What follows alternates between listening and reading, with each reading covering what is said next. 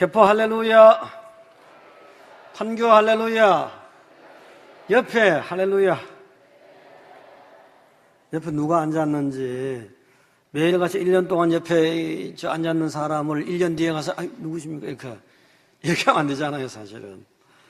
자, 이제 천고마비의 계절이다. 말이 살을 찝니까, 안 찝니까?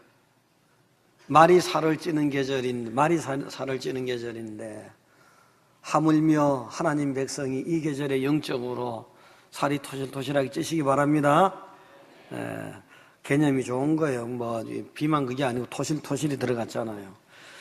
자, 그래서 지난주에는 성수관 일꾼인데 이제 여러분이 성장해야 됩니다. 낮 예배 나오는 분은 도대체가 성장을 않으려고 하는 분이 간혹 섞여 있더라. 그래서 이제 낮 예배 나오는 분도 성장해야 됩니다. 오늘은 일꾼으로서 불러주신 하나님의 은혜에 합당한 자가 되어야 됩니다. 그래서 부르심에 합당하게 하라.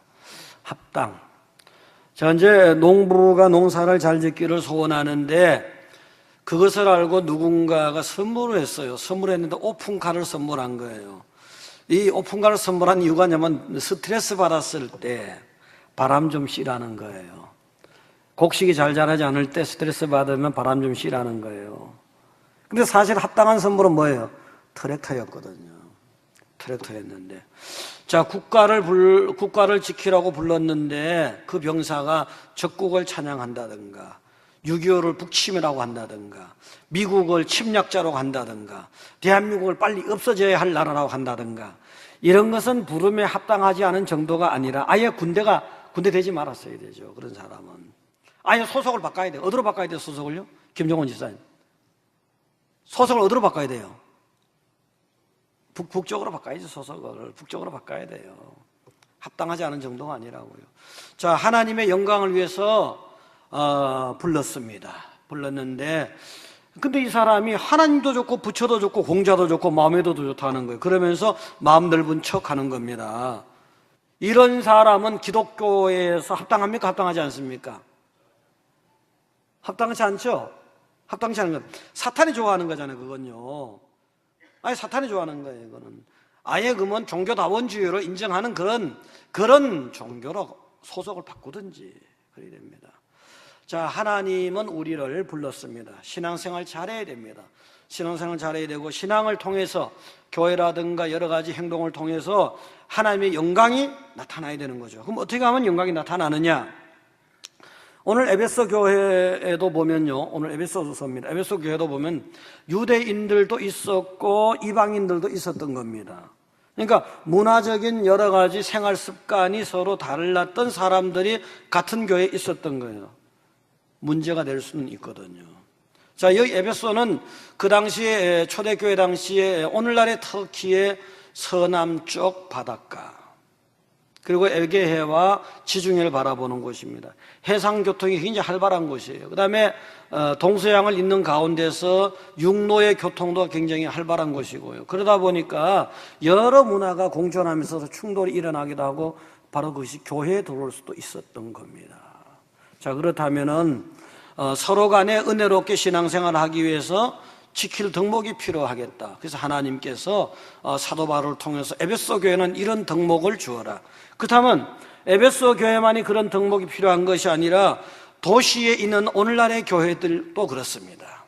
이 도시에 모인 사람들이 각양각처에서 왔거든요. 그러다 보니까 서로 간에 습관이라든가 문화적으로 충돌할 수도 있는 거고, 특히 우리 교회가 지향하는 것은 국제적인 교회를 지향하기 때문에 미국 사람, 중국 사람, 아프리카 사람 다 문화적인 어떤 토양이 다르다 보니까 충돌할 수 있지 않습니까? 자, 그러면 이 사람들이 공통적인 분모의 덕목이 무엇이냐?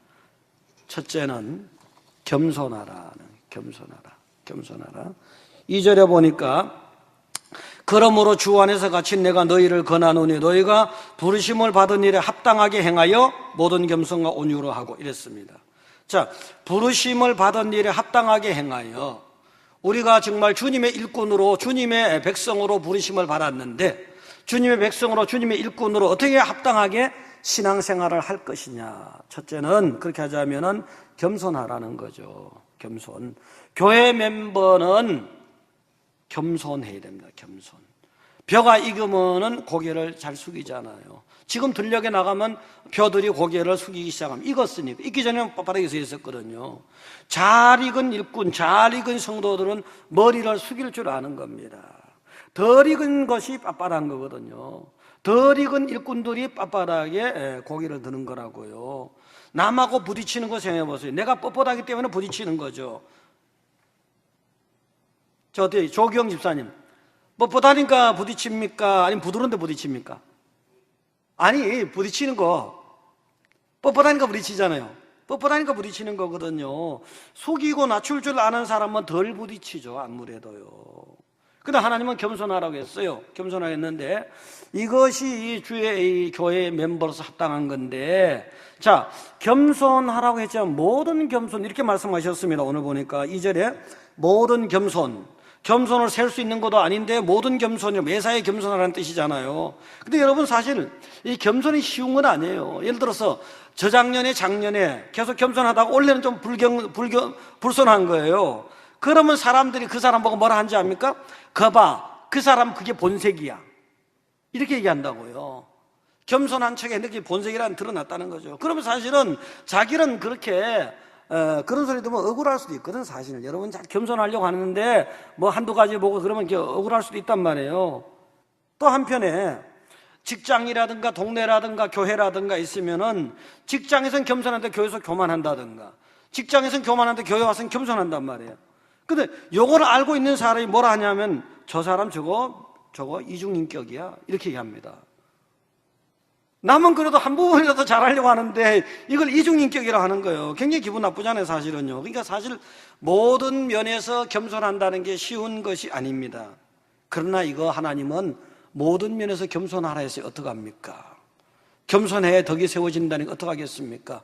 겸손하려고 애를 써야죠. 할렐루야. 애를 써야 되는 거예요. 자, 근데 어제도 겸손하고 오늘도 겸손하고 언제나 겸손하고 모든 분야에서 모든 면에서 겸손하긴 해야 되는데, 그러면 겸손하려고 애를 썼어요.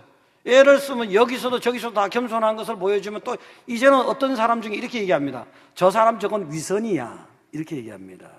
겸손하는 게 참 힘들죠, 그죠? 위선이야, 이렇게 얘기합니다. 그러면 여러분들 이렇게 얘기하세요. 참선 중이야, 참선 중이야, 이렇게 말하면 되는 거예요. 사실은요, 위선이 뭐예요? 위선은 내 속에 있는 거하고 밖에 표출한 거하고 다르다는 얘기잖아요. 다르다 보면 위선이라 하거든요, 사실은요. 근데 위선이 필요한 거예요. 이 위선은 난 속으로는 굉장히 기분 나쁘지만 밖으로는 기분 나쁜 걸 표현하면 안 되잖아요. 예를 들어서요, 속으로는 진짜 이건데 겉으로는 진짜 이런 척 하는 거란 말이에요. 이게 위선일 수 있어요. 그렇지만 이거는 다른 면에서 참선인 거예요. 계속해서 수양해 나가는 거라고요. 계속해서 위선으로 살아가는데 남한테 좋게 하기 위해서, 남한테 부담 안 주기 위해서 기분 안 좋아도 기분 좋은 척 한다든가 뭐 이렇게. 사실은 어떤 사람보다 얼굴이 별로예요. 근데 얼굴 예쁘다고 얘기해 줄 수 있잖아요. 그걸 위선이라 할 수 있나요? 아니잖아요. 그래서 그런 식으로 쭉 하다 보면 나중에 쌓이고 그런 소위 말해서 위선이다. 그러면 거기 쌓이다 보면 나중에 뭐요? 그게 수양이 될 거 아닙니까? 그 위선은 위선으로 했던 게 진짜 선이 되잖아요. 그렇게 해야 되는 거예요. 그래서 우리는 사실은 척하는 것도 필요해요. 척하는 것도 필요해요. 예를 들어서 안 그래도 그런 척 하는 것도 필요하고요. 그래도 안 그런 척 하는 것도 필요하고요. 따라서 척하자. 이게 바로 수련이에요, 사실은요. 자기는 지금 척하고 싶지 않지만은 상대방을 위해서, 다른 사람을 위해서 척해주는 거예요. 기분 좋은 척 해주는 거고요. 그냥 상대방이 좋은 척 해주는 거, 이것도 필요하단 말이에요. 이 척하는 거 있잖아요. 이거 사실은 예를 들어 아가씨가 있어요. 아가씨가 있는데 어떤 사람이 이제 결혼하자고 했어요. 속으로는 좋은데 겉으로는 아니에요.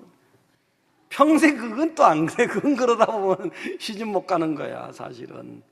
그때는 그게 과감하게 표현해야 되는 건데.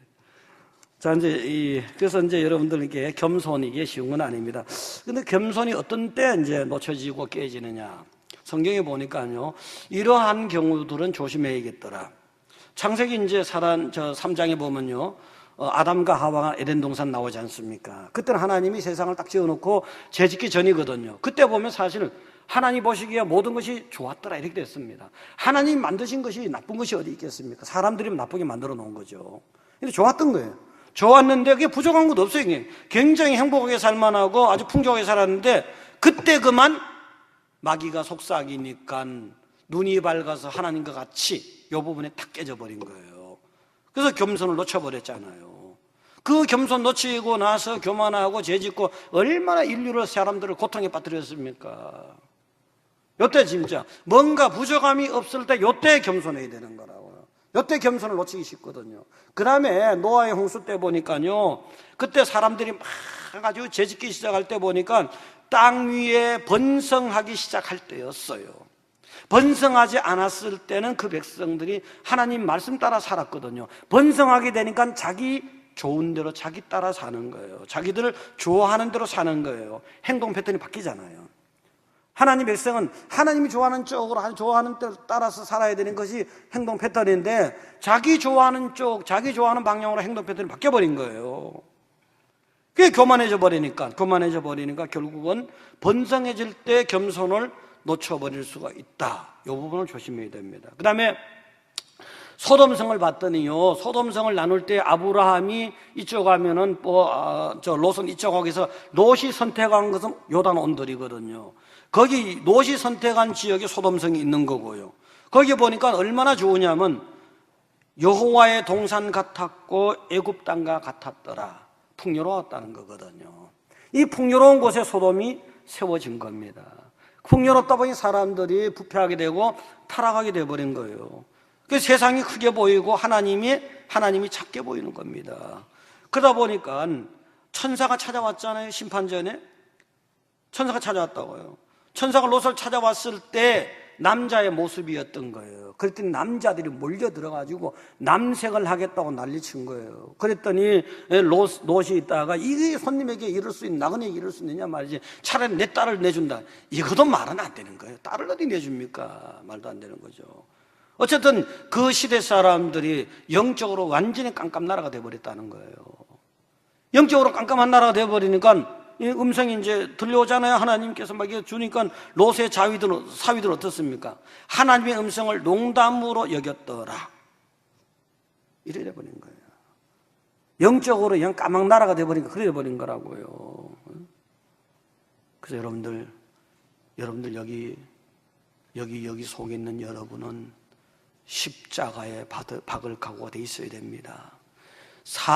이 속에 있는 여러분이 살아서 움직이게 되면은 교만하게 되는 겁니다. 이 속에 예수님이 살아서 움직여야지 예수님이 기뻐하는 겸손이 나올 수 있는 거고요. 자, 갈라디아서 봅니다. 갈라디아서 2장 20절 보시면요. 본문은 거기 접어놓으시고 갈라디아서 2장 20절에 내가 그리스도와 함께 십자가에 못 박혔나니 그러기 전에 내가 사는 것이 아니요 내 속에서 내가 죽어버렸단 말이에요. 내 성질과 내 고집과 내 교만이 다 죽어버린 거예요. 십자가에 박아버렸는데 완전히. 그리고 나서 그런 적 이제는 내가 사는 것이 아니요 오직 내 안에 그리스도께서 사는 것이다. 내 안에 그리스도가 살아 움직여야 됩니다. 내 안에 그리스도가 살아서 움직여야지 예수님의 겸손이 나를 통해서 나오는 겁니다. 내 안에 내가 살아서 계속 움직이면은 교만이 나오고 겸손을 놓쳐버리고요. 여러분이 정말 교회 일원으로서 멤버로서 정말 멋있게 살아가려면 겸손해야 되잖아요. 그 겸손은 내가 죽어져야 된다는 얘기입니다. 나 하는 것들을 십자가에 박아버리시기 바랍니다. 할렐루야. 두 번째는요, 온유해야 됩니다. 온유. 오늘 본문 다시 돌아갑니다. 본문 돌아가서요. 모든 겸손과 온유로 하고, 온유입니다. 온유. 어느 조직이나 어느 집단이나 온유한 자가 최종적인 승리자가 되는 겁니다. 잠언 15장 1절에 보니까 유순한 대답은 경로를 그치게 하고 반면에 과격한 말은 노를 격동하느니라 했습니다. 유순한 대답이 결국은 승리한다는 얘기입니다. 문제를 해결한다는 겁니다. 잠언 16장 32절에 보니까 노하기를 더디하는 용사보다 낫고 자기 마음을 다스리는 자는 성을 빼앗는 자보다 낫다 했습니다.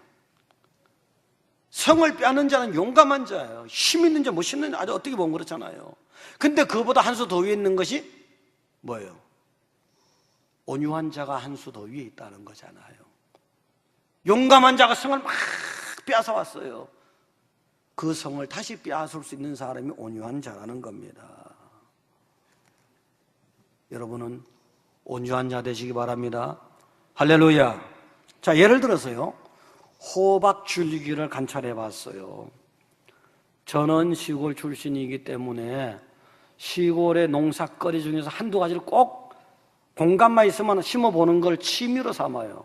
경제적인 소득의 문제가 아니고요. 옥상에도 지금은 다른 건 다 웬만한 거 없어지고 가을 배추를 90몇 포기 심어놨습니다. 조그만 거예요. 그거 자라는 거 보면서 굉장히 기분이 좋아요. 여름 내내 이제 호박을 좀 심었는데 여기 제가 선 자리에서 오른쪽에 녹지 경계선에다 호박을 몇 포기 심었어요. 그래서 이 호박 줄기가 경계선 밖으로 넘어가는데요. 넘어가면서 이상한 걸 발견했어요. 지금은 뭐 그런 현상이 지금은 잘 안 보이는데 뭐 잘라버리고 해갖고 일제히 한 10줄기는 될 거예요. 호박 줄기가 전부 다가 그쪽으로 막 뻗어나가다 어느 한 방향으로 뻗어나가서 이쪽 밖으로 뻗어나가다가 거기서 뭘 만났냐면 까실까실한 식물의 잎사귀예요. 나무 잎사귀예요. 그게 아마 그게 주목나무인지 하여튼 까실까실해요. 이 잎사귀가 부드럽고 넓고 그런 것이 아니라 까실까실해요. 아주 톡톡톡 쏘는 그런 거예요. 그 지점에 가거나 그 지점에 가기 전에 전부 다 방향을 다 바꿔버리는 거예요. 까실한 것을 피해가지고 다 방향을 반대 방향 내지 다른 방향 바꿔버리는 거예요. 깜짝 놀랐어요. 한번 그림 보여주세요. 내가 그 스마트폰에 찍어놨던 거예요. 지금 여기서는 여러분 한번 보세요. 방향이 어떻게 됐어요? 방향이 바뀌었죠? 이쪽으로, 제가 보는 이쪽으로 계속 와야 돼. 이쪽으로 나무가 이쪽으로 있거든요. 이쪽으로 계속 오다 다 바꾸는 거예요. 이렇게 탁탁 바꾸고 또 다른 그림 보세요. 계속 바꾸는 거예요. 이렇게요. 요 오다가 아따가 하면서 이렇게 바꾸는 거예요. 아따가 하면서 바꾸는 거예요. 또 다른 거 한번 보세요. 아따고 하면 이렇게 바꾸는 거예요. 다 방향이 바뀌더라고요. 깜짝 놀랐어요. 지금은 뭐 좀 잘라버렸는데 저렇게 다 방향을 바꿔버리는 깜짝 놀랐어요. 자, 이렇게 보면요. 이제 그림을 가지고 식물마저도 까실까실한 거 싫어합니다. 식물마저도 까실까실한 거 싫어한다고요. 하물며 생각이 있고 머리가 좋은 사람일까 보냐. 다 사람은 생각이 있잖아요. 다 머리가 남대로 돌아간다고 할 거 아닙니까? 근데 사람일까 보냐. 저 사람이 까실까실한 사람이다. 저 사람이 거칠거칠한 사람이 왜 모르겠습니까? 당연히 부드러운 거 좋아하는 거죠, 사람은요. 당연히. 전 옷을 입어도 굉장히 부드러운 거 좋아해요. 와이셔츠가 뭐 또 모르고 까실까실한 와이셔츠 여름에 있잖아요. 안 입어요, 솔직히 말해서요. 보들보들한 걸 좋아해요, 저는요. 아마 여러분도 대부분 그럴 거예요. 예외적인 사람도 있겠지만. 이 까실까실하면 사람들은 피하고 싶어요, 사실. 식물도 피하잖아요, 호박도. 피하고 싶은 거예요. 그냥 가만히 참고는 있지만 어떻게 하면 피할까 하고 이궁리하는 거라고요. 그래서 여러분 교회 멤버는요, 온유해야 됩니다. 할렐루야! 온유해야 돼요. 예를 들어 시장이나 거리에서 그냥 지나가고 말잖아요. 세상의 동창이라도 잠깐 지나가는 거예요, 사실은요. 근데 여러분 천국까지 가실 분들 아니에요. 다 압니다. 저 사람이 까실까실한 사람이다, 거칠거칠한 사람이다, 다 아는 거예요. 멋있는 사람이, 멋없는 사람 다 아는 거예요. 여러분 온유한 자 되시기 바랍니다. 할렐루야. 자, 이사야 53장 7절 보겠습니다.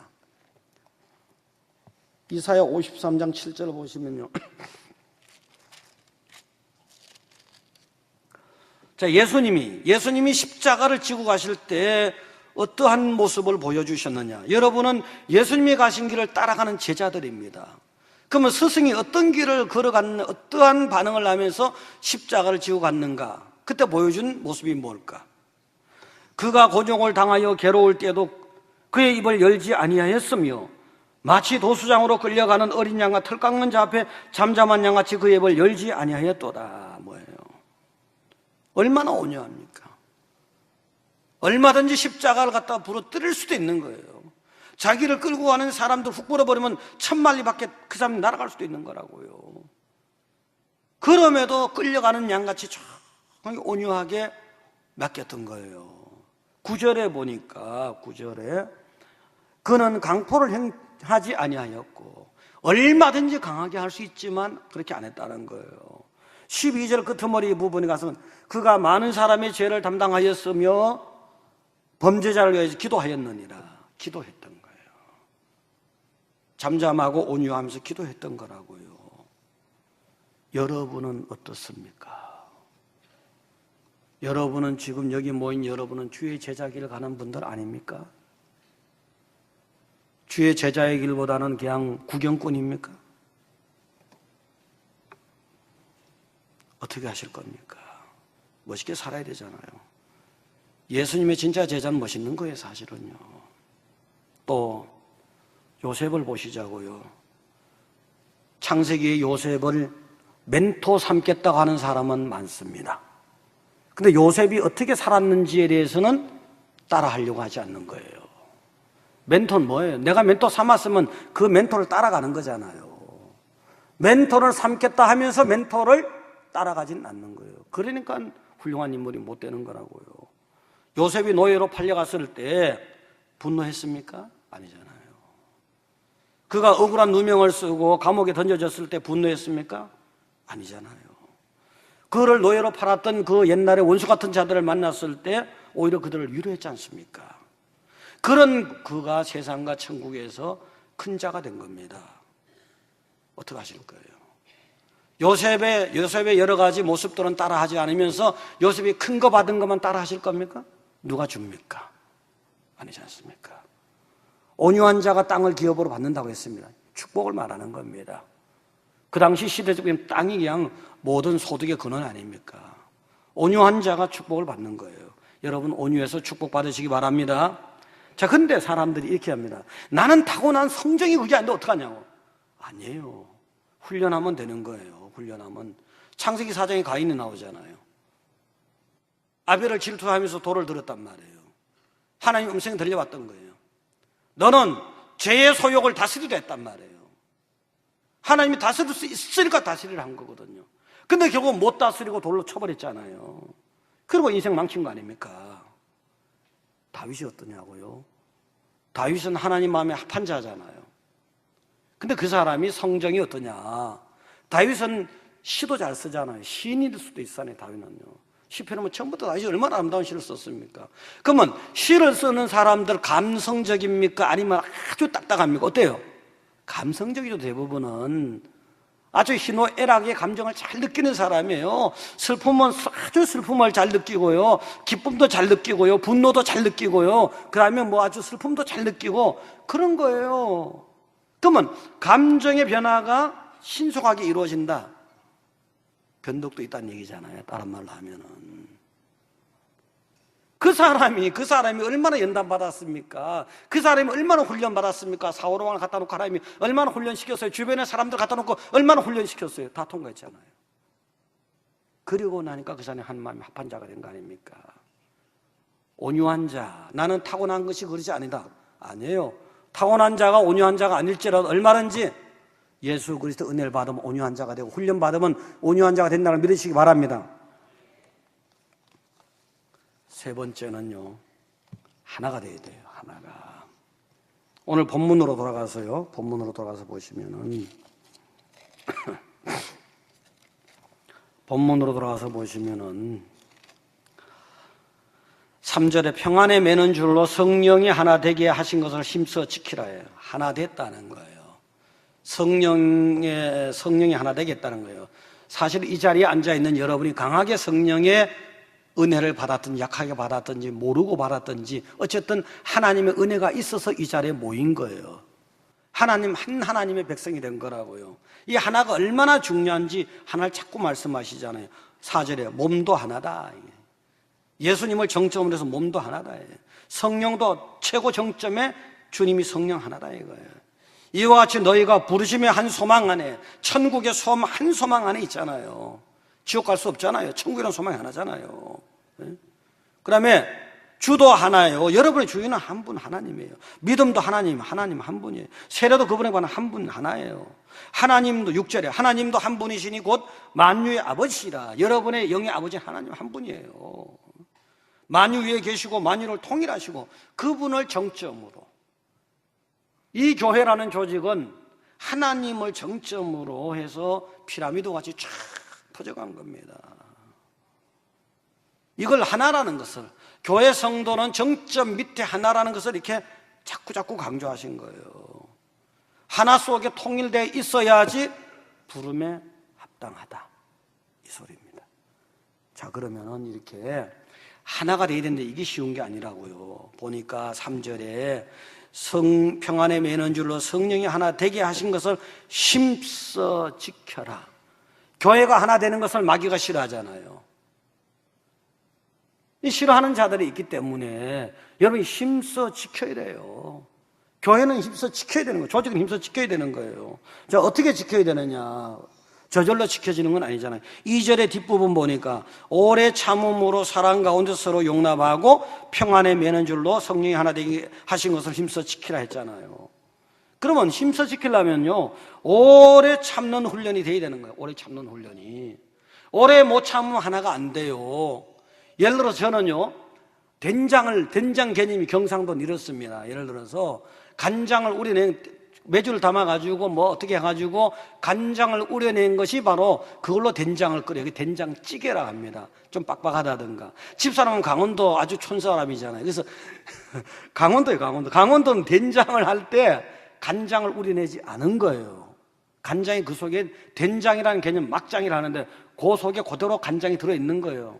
달라요. 근데 그걸로 된장국을 자꾸 끓여오더라고 보니까요. 된장찌개 해와. 그럼 된장국을 자꾸 끓여와요. 뭔가 잘 모르는 거예요. 근데 결혼하고 20년 지나고 나서 된장찌개 제대로 끓이더라고요. 이거 20년 전에 그러면 니하고 나하고 다르니까 갈라서자. 참지 못하면 갈랐을 거 아니에요. 참지 못하면은. 그 다음에 사랑 가운데서 서로 용납하고, 사랑 가운데 사랑 안에 있어야 되는 거예요. 사랑 밖에 나가버리면 이건 갈라지는 거예요. 사실은요. 제가 여러분을 사랑이란 표현 안 했지만 성도를 굉장히 아끼는, 사랑하는 그게 있어야 되는 거고요. 여러분이 목회자를 사랑하고 아껴줘야지 그게 하나가 돼요. 그 중에 한쪽이라도 이게 아니면은 떨어져 나가는 거라고요. 그걸 알아야 돼요. 그 다음에 서로 용납하고, 서로 용납할 줄, 이런 부분 저런 부분을 서로 용납할 줄 알아야지 그게 편안하게 한 줄로 맺어지는 거라고요. 자, 예를 들어서요, 어떤 부부가 있었습니다. 부부가 있었는데 평생 아주 사랑하면서 잘 살았어요. 근데 한 70이 돼가지고 어느 날 다정히 앉아가지고 빵을 먹는 겁니다. 빵을 먹는데 늘상 그 부부가 빵을 먹을 때 어떻게 했냐면은 요 중간의 부분은 남편이 먹는 거예요. 중간의 부분은. 이게 잘 안 보이네. 가장자리는 부인이 먹는 거예요. 그게 당연한 줄 알고 그렇게 먹었어요. 그렇게 먹고 살았어요. 근데 어느 날 70이 됐을 때 어느 날 그 부인이 이렇게 얘기하는 거예요. 여보, 저는 사실 빵의 중간 부분을 먹고 싶었는데 내가 좋아하는 부분을 한 번도 먹지 못했어요. 딱 이렇게 하는 거예요. 남편이 깜짝 놀라버렸어요. 사실은 지금까지 자신이 남편 입장에서는 제일 좋아하는 것이 가장자리 부분이었어요. 그래서 가장자리 좋아하는 부분을 자기 부인에게 양보한답시고 자기는 중간을 먹어줬던 거예요. 먹어줬던 거라고요. 깜짝 놀라버렸지 뭡니까? 이렇게 됐던 거예요. 자, 뒤늦게 알았잖아요. 그런데 이걸 생각해 보자고요. 사실 서로를 위한답시고 말은 없었지만 양보를 한 거 아닙니까? 서로가 서로를 사실은 말없이 용납한 거거든요. 이것이 그 부부의 금실이 좋은 원인이 되지 않았겠느냐. 말은 안 했지만 서로 양보하는 용납이 있었거든요. 그 다음에 서로 나는 가운데 부분이 좋은데 나는 가장자리 부분이 좋은데 하면서 서로 말도 못한 채 평생을 참았던 거예요. 이게 평생을 참았기 때문에 이 부부가 일체가 되고 행복하지 않았겠느냐는 거죠. 만약에 합리적으로 생각한다면, 합리적으로요, 내가 좋아하는 건 가운데, 내가 좋아하는 건 가장자리 하면서 합리적으로 딱딱딱 나눠 먹는 게 합리성에 의해서 일을 처리하는 게 습관화가 됐다고 치자고요. 어쩌면 그 합리성 때문에 부부가 금이 갔을지도 모르는 거예요. 우리가 합리적인 이유만 가지고 본다면은 갈라설 이유가 많은 거예요. 합리적으로 틀린 부분이 얼마나 많아요, 사람 간에. 합리적인 걸 가지고 본다면, 그것만 가지고 본다면 그 부분은 진작 금이 갔을 거라고요. 그래서 오늘 말씀과 가운데요, 오래 참고 사랑 가운데서 서로 용납하는 이것이 돼야지 일체가 되는 거라고. 할렐루야. 자, 일체의 부분에서요, 7가지 색깔의 무지개가 있습니다. 무지개를 다들 사람들은 아름답다고 아름다움의 대표 명사같이 얘기하는 거예요. 근데 색깔 하나하나가 다 아주 각자가 같은 자리에서 질서정연하게 딱 같은 방향으로 하나의 목표를 향해서 이렇게 통일성을 딱 보여주잖아요. 방향도 하나는 이래 되고 하나는 이래, 이거 아니잖아요. 이렇게 탁탁 이렇게 탁탁탁 방향성이 한 목적을 향해서 딱 움직이잖아요. 그러니까 아름다움이 대표 명사가 되고 극찬이 되는 거 나오는 거라고요. 근데 개별적으로 하나는 다 아름답다고 치자고요, 색깔이. 근데 아름다운 색깔 하나는 이쪽으로, 하나는 이쪽으로, 하나는 이쪽으로, 하나는 또 저만큼 떨어져서, 그러면 아름답지가 않잖아요. 개별적으로는 아무리 아름다울지라도 전체 통일성을 잊어버리고 동일한 목적성을 잊어버리면 그래 된단 말이에요. 교회가 어떻게 돼야 되겠습니까? 여러분은 하나님의 정점 하에 통일성을 가진 하나의 유기체입니다. 영적으로 살아있는 몸인 거예요. 여러분은 영적인 유기체라는 사실을 기억하시기 바랍니다. 할렐루야. 자, 그러면 하나님은 불러주신 뜻이 있어요. 부름에 합당하게 하라는 거잖아요. 겸손하라는 것이고 온유하라는 것이고 일체로 움직이라는 것이고요. 이렇게 여러분이 순종해 갈 때 오늘날의 교회들이 아름답게 될 것이고 하나님의 영광을 나타나게 될 것이고 여러분은 거기서 귀하게 쓰이는 일꾼이 될 것입니다. 기도하겠습니다. 전능하시고 자비로우신 하나님 아버지, 하나님의 은혜를 감사드립니다. 하나님의 사랑을 감사드립니다. 이전에는 우리가 교회 조직의 원리를 잘 몰랐습니다. 이제는 교회 조직의 원리가 이렇다는 것은, 일꾼의 원리가 이렇다는 것은, 부름에 합당한 것이 이렇다는 것은 알았습니다. 이 말씀대로 순종하는 저들에게, 저들을 통해서 귀하게 쓰임을 통해서 영광 받아주시고 정말 귀한 일꾼으로서 하나님의 뜻을 이 땅에 나타내는데, 실현해 가는데 더 귀하게 써주시옵소서. 저들을 축복하시옵소서. 예수님 이름으로 기도드리옵나이다.